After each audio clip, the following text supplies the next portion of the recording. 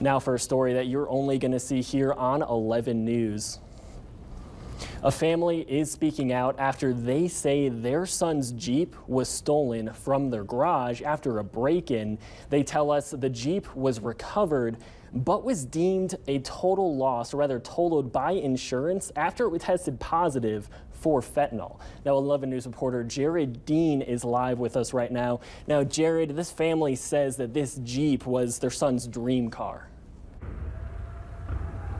Yeah, Aaron, the Rhodes tell me that their son's Jeep was labeled as a biohazard by insurance, but they later found it on an auction website taking bids. Now they tell me that they've been on and off the phone with insurance to figure out why that Jeep was on that website. I wasn't aware of how big this kind of problem is, especially with everything you hear that, fentanyl it's a big deal. So when it tested positive, the insurance company immediately considered it a total loss. In September, the Rhodes family tells me their house was broken into and their son's Jeep was stolen.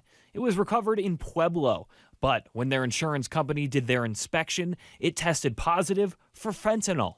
They later found the Jeep on the auction site CO Part with the label biohazard. And even had fentanyl written across the windshield. That's when the two contacted their insurance, asking why the Jeep was available for auction, despite the Jeep being labeled as totaled. I started monitoring their site and come to find out they put it up for auction.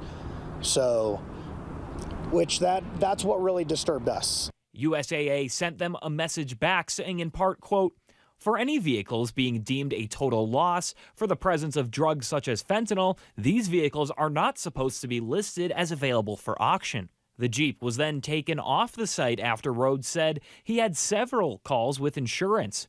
Rhodes says that he still has questions about how his son's Jeep ended up on the site in the first place. But my big thing is how many times this happened before and how many times it's going to continue to happen if it's not addressed. Now, I reached out to both USAA and Copart, but did not get a response. Now, Rhodes tells me that USAA has a deal with the website that total cars can be auctioned off, but he also tells me that their Jeep has been put on hold until they can figure out why that Jeep was on the website. Live in Colorado Springs, Jared Dean, KKTV 11 News. All right, Jared, thank you.